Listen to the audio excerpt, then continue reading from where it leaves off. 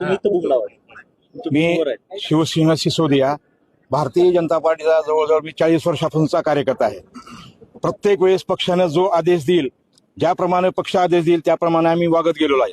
वेळोवेळी माझ्यावर अन्याय झाला तरीही मी 3 वेळेस उमेदवारी मागे घेतली. पण ह्या वेळेस मी विचार करतोय की कुणासाठी उमेदवारी मागे घ्यायची.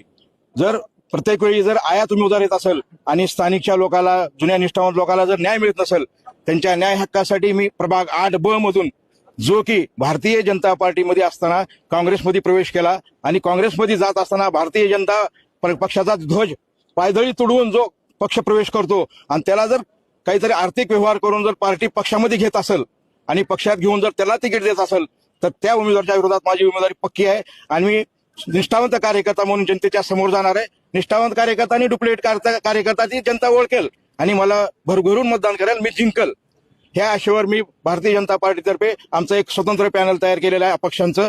त्या पॅनल मार्फत आम्ही प्रभाग 8ब मधून निवडणुकीला सामोरे जाणार आहोत.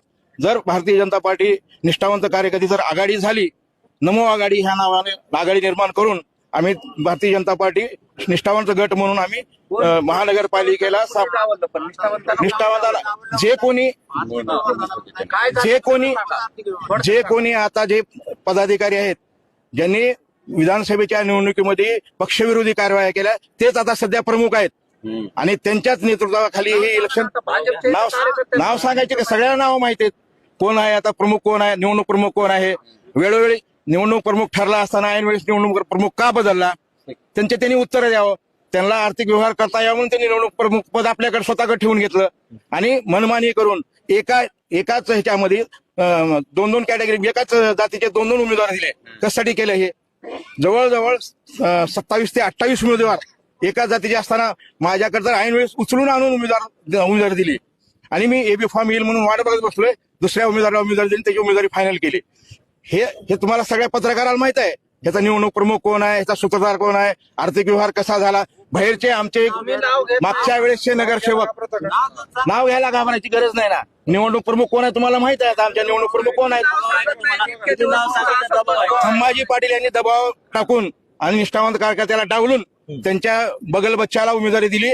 जस्तेने आपापला औषधाचे आमदार असो किंवा आपा असो, जस्तेने आपापली उमेदवारी जस्तेच्या कार्यकर्त्याला घेतली. निष्ठावंत भाजपच्या कार्यकर्त्याला डावललं. दबाव आहे का तुमच्यावर कार्यकर्त्यांवर? आमच्यावर कुठला दबाव नाही. आम्ही कोणाचा दबाव मानत बी नाही आणि कुणी आमचा नेता नाही. आम्ही त्यांचे नेते आहोत. कारण 40 वर्ष पक्षात घातलेत आणि आता ऐन वेळेस त्यांनी एकाच जातीला टार्गेट करून, माझी जात आता दिसली का तुम्हाला? ज्यावेळेस मी काम करतो, कार्य करतो त्यावेळेस मला माझी जात दिसली नाही. त्यावेळेस चालतो शिवाशिसोदिया, फेटे बांधायला शिवाशिसोदिया चालतो. पण इलेक्शनच्या वेळेस कुठल्या तर ऐन वेळेस जातीचा माणूस घेऊन यायचं आणि त्याला उमेदवारी द्यायची, ही कुठला न्याय आहे? आमच्यावर अन्याय झालेला. आम्ही निष्ठावंत कार्यकर्ते ताकदीनं लढा देऊ आणि ह्यांना हाणून पाडू. निष्ठावंताकडे कमळ चिन्ह नसणार आहे. आमच्याकडे कमळ चिन्ह नसलं तरी आमचा चेहरा कमळ आहे. जो आमचा उमेदवार, माझ्या विरोधातला जो उमेदवार आहे त्या उमेदवाराला जरी कमळ असलं तरी डुप्लिकेट कमळ आहे. ओरिजिनल कमळ इथं आहे. शिवाशिसोदिया बाहेर फिरला की आम्हाला कमळ सुद्धा लावायची गरज नाही.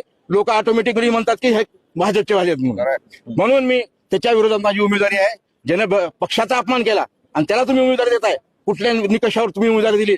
आणि सर्वांचे फॉर्म स्वीकारायला मी होतो तिथं.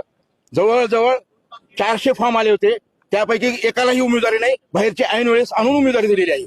बस, ओके. तुमचा निर्णय फक्त काय झाला ना,